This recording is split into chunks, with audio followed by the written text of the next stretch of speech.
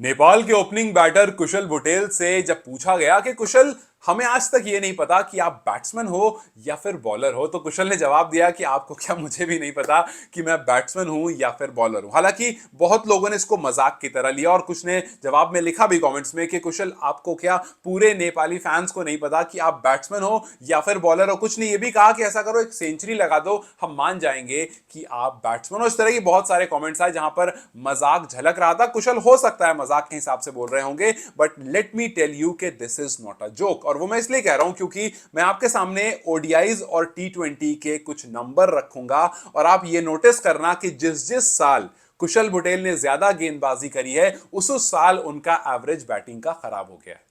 जी हां, और आप नंबर्स आपके सामने रखता हूं मैं। सबसे पहले 2023 की बात करते हैं। 2023 में कुशल बुटेल ने 13 मैचेस खेले हैं जिसमें उन्होंने सिर्फ 2 इनिंग में गेंदबाजी करी है और सिर्फ 2.1 ओवर गेंदबाजी करी है। 2023 में उनका इकोनॉमी 3.5 का है और उनको सिर्फ 2 विकेट मिले।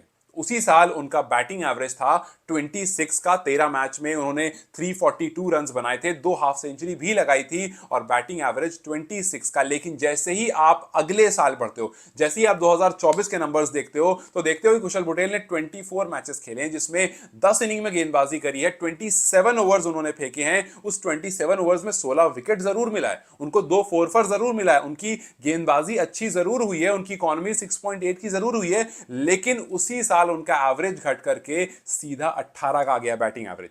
26 से सीधा 18 का। 24 मैच में 23 इनिंग बल्लेबाजी करी, 383 रन्स बनाए, 250 यहां भी उनकी लगी, लेकिन उनका एवरेज जो था वो गिर गया। अब आप सोचो कि 2023 में जब गेंदबाजी कम की थी, एवरेज बेहतर दिख रहा था, लगा कि उससे और बढ़ेगा। लेकिन 2024 में जब उनको एक एडेड रिस्पॉन्सिबिलिटी दे दी गई कि आप गेंदबाजी भी करोगे, आप एक सोचो टॉप ऑर्डर बैटर, एक आप बताओ मुझे कितने ऐसे नेशन हैं जिसके टॉप ऑर्डर बैटर को आपने प्रीमियम गेंदबाज की तरह गेंदबाजी करते हुए देखा। रोहित शर्मा पहले बॉलिंग किया करते थे, इनफैक्ट उनके नाम पर एक हैट्रिक भी है, लेकिन उनको छोटी सी इंजरी होती है फिंगर में, फिर वो छोड़ देते हैं। वो कहते हैं नहीं यार, एक तरफ फोकस करो, वरना पता चला इंजरी के चक्कर में या किसी भी और चक्कर में इधर भी फंस जाएंगे। उन्होंने बॉलिंग पूरी तरह से छोड़ दी, पूरी तरह से बैटिंग पर ध्यान दिया। आज वो कितने बड़े बैटर। और एक एग्जांपल नहीं, आप अब बहुत सारे एग्जांपल देखो। स्टीव स्मिथ गेंदबाज बन के आए थे, बल्लेबाज बने, उनको लगा बल्लेबाजी ज्यादा अच्छी कर रहा हूं, दोनों तरफ नहीं रहे, वो पूरा फुल फ्लेजेड बैटर बन गए। आप देखो जो रूट की तरफ, जो रूट अच्छी गेंदबाजी करते हैं, लेकिन फिर भी इंग्लैंड उनको सिर्फ तब यूज करता है जब वो इंडिया आते हैं या फिर स्पिनिंग कंडीशन में खेल रहे होते हैं और उनके मेन गेंदबाज से काम नहीं निकल पाता है, वो एक ऑप्शनल गेंदबाज की तरह यूज होते हैं। आप देख लो रचिन रविंद्रा को, वो गेंदबाज हैं, प्रॉपर गेंदबाज हैं, बट न्यूजीलैंड को यूज नहीं करता। पहले सैंडनर हो गए, सोधी हो गए, उनके मेन बॉलर्स अगर काम नहीं कर पाते हैं तब जाकर के थोड़ा बहुत इस्तेमाल किया जाता है। बिकॉज जो टॉप ऑर्डर बैटर होते हैं ना, उनको कह दिया जाता है कि भैया आपका काम बैटिंग करना है। और ये सिर्फ और सिर्फ कप्तान की और कोच की जिम्मेदारी होती है कि आप अपने प्लेयर को रोल समझा दो। आप जब मैं ये नंबर देख सकता हूं कि यार जिस साल आपने उनसे ज्यादा गेंदबाजी कराई उनके नंबर्स खराब हो गए, तो जाहिर सी बात है ये आप भी देख सकते हो। आप सोचो कि 2025 अभी शुरू हुआ है जिसमें 4 मैचेस उन्होंने खेले हैं, 3 इनिंग गेंदबाजी करी है, 9 ओवर में 2 विकेट उनको मिला है, 6.4 का इकोनॉमी है। अभी उनका बैटिंग एवरेज बहुत अच्छा है, उनका बैटिंग एवरेज 40 का चल रहा है। 4 मैच में 3 इनिंग बल्लेबाजी करी, 122 रन बनाए, एक हाफ सेंचुरी आ चुकी है। 3 इनिंग में एक हाफ सेंचुरी आ चुकी है, 40 का एवरेज है। अगर यहां पर दोबारा से गेंदबाजी पर फोकस करने लगेंगे तो क्या फिर से ऐसा ही नहीं होगा कि उनका जो बैटिंग एवरेज है वो डिक्लाइन हो जाएगा?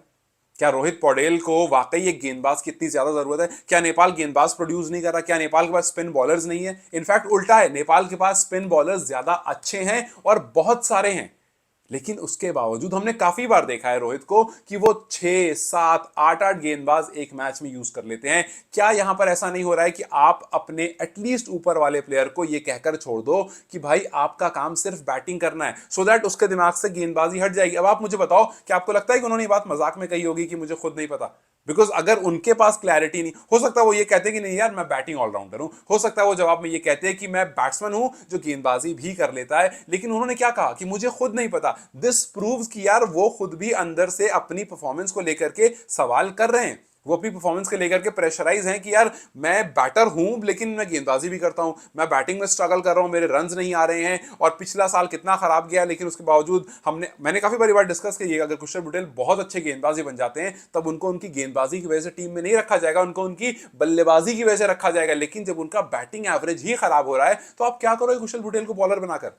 भाई आपके पास बॉलर्स की लिस्ट नहीं, आपके पास बॉलर की भीड़ है, भीड़। नेपाल में स्पिन बॉलर्स की भीड़ है, लेकिन उसके बावजूद मैं ये नहीं कह रहा हूं कि उनको गेंदबाजी पसंद नहीं होगी, नहीं, कुशल बुटेल को हो सकता है कि गेंदबाजी बहुत ज्यादा पसंद होगी, लेकिन एटलीस्ट ये क्लैरिटी तो हो कि ये जो बंदा है इसका काम बैटिंग करना है, आपका काम बॉलिंग करना नहीं है। आपको हम सिर्फ तब यूज करेंगे जब हमारे सारे मेन बॉलर्स फेल हो जाएंगे।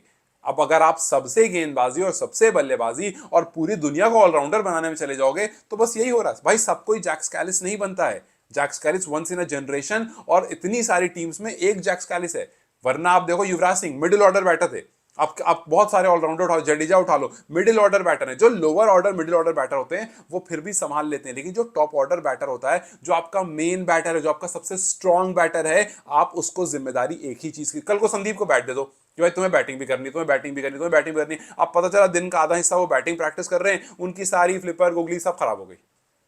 तो आप ये समझो कि आपका जो मेन बल्लेबाज है उसको अगर ये कहना पड़ रहा है मजाक में ही सही कि मुझे नहीं पता कि मैं क्या हूं, तो ये कंसर्निंग बात है, बिकॉज आपके पास ऑप्शंस बहुत सारे हैं, आप फिगर आउट कर सकते हो। आप दुनिया भर की टीम्स में देखते हो कि भाई ऑप्शंस फिगर आउट किए जाते हैं, और नेपाल के पास बॉलर्स की कमी नहीं है। सो आपको जरूरत नहीं है 6 7 8 गेंदबाज यूज करने की, आपको 5 से बहुत 6 गेंदबाज काफी हैं, और उनको ही इस तरह से आप तैयार करो कि भैया आपका काम है गेंदबाजी करना। एक आध दो ऐसे हैं जिनको आप एक्स्ट्रास की तरह यूज कर लोगे, एटलीस्ट अपने टॉप ऑर्डर बैटर को आप छोड़ दो।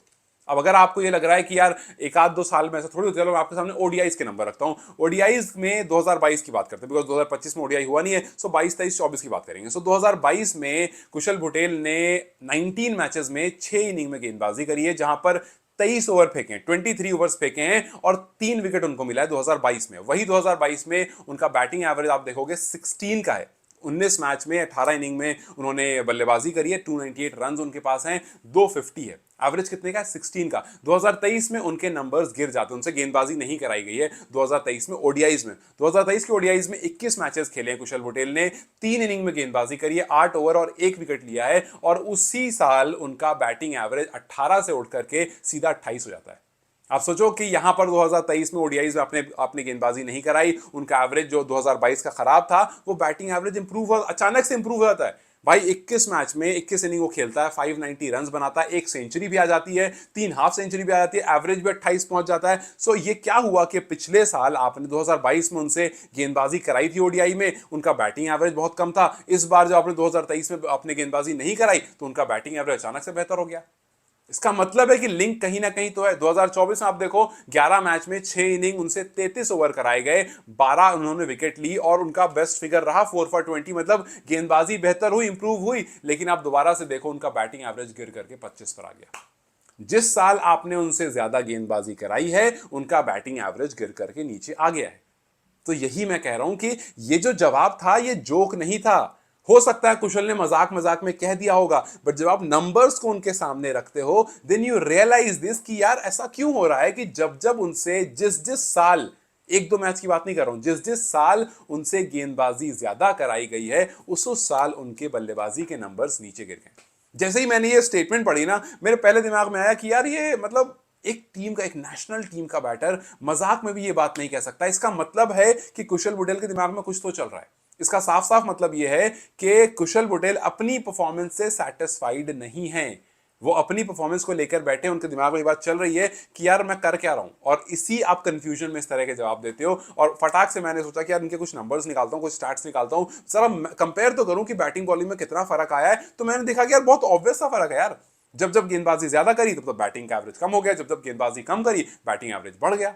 सो मेरे हिसाब से एटलीस्ट आप इन प्लेयर्स को ये क्लैरिटी दे दो कि भैया आपका टास्क है ये करना, ये आपका टास्क नहीं है। हम आप पर बिल्कुल आखिर में आएंगे, साल में 2 3 बार ऐसे मोमेंट आएंगे जब हम आपसे गेंदबाजी करा सकते हैं, वरना आपसे गेंदबाजी हमें नहीं करानी, बिकॉज आप हमारे टॉप ऑर्डर बैटर हो, आपका पूरा फोकस बैटिंग पर होना चाहिए। ऐसा करके देखो, और फिर अगर नेपाल क्रिकेट टीम का बैटिंग का जो स्ट्रक्चर है वो चेंज नहीं हुआ तो फिर उस पर दोबारा बात करेंगे। लेकिन मुझे नहीं लगता है कि वो चेंज नहीं होगा, बिल्कुल चेंज होगा जब आप एक स्पेशलाइज बैटर को एक जिम्मेदारी दे दोगे तो वो उस पर ही काम करेगा, वो यहां से फ्री हो जाएगा और उसको पता होगा कि उसकी स्ट्रेंथ क्या है, वीकनेस क्या है, कहां पर काम करना है। बॉलर्स बहुत सारे हैं आपके पास इतने सारे बॉलर्स हैं कि आप 3 3 टीम को बॉलर्स बांट दो। यार बैटर्स कम हैं, और बैटर्स जो है उनकी स्ट्रेंथ जो है उसको क्यों खराब करना। सो लेट्स जस्ट होप के इस पर थोड़ा सा काम हो, लेट्स जस्ट होप के इस स्टेटमेंट को मजाक की तरह ना लिया जाए, इन नंबर्स को मजाक की तरह ना लिया जाए, और आने वाले साल में जो नए कोच आए हैं वो थोड़ा सा इन नंबर्स पर ध्यान दें, इन पर्टिकुलर बैटिंग स्टैंडर्ड को और इंप्रूव करने पर ध्यान दें, ना कि हर हर खिलाड़ी को जैक स्कैलिस बनाने पर, हर खिलाड़ी को ऑलराउंडर बनाने पर ध्यान दें। सो लेट्स जस्ट होप कि, एंड आई होप कि मैंने जो बताया आपको लगा, आपको थोड़ा सेंस क्रिएट किया हो, या अगर आपको नहीं लगता, हो सकता है मेरी बात आपको गलत लग रही हो सकता है, पॉसिबल है, और अगर ऐसा लगता है आपको कि मैं गलत कह रहा हूं तो आपकी जो भी राय है मुझे कमेंट्स में जरूर बताएं, बिकॉज मैं कमेंट्स ऑलमोस्ट सारे पढ़ता हूं और मुझे उससे बहुत सारी चीजें समझ में भी आती है। सो आप प्लीज मुझे कमेंट्स में बताना कि आपको क्या लगता है, क्या जो मैंने कहा वो सेंस बनता भी है या वो पूरा नॉनसेंस लग रहा था आपको। मुझे कमेंट्स में बताएं। Till then you guys take care, I will see you very soon.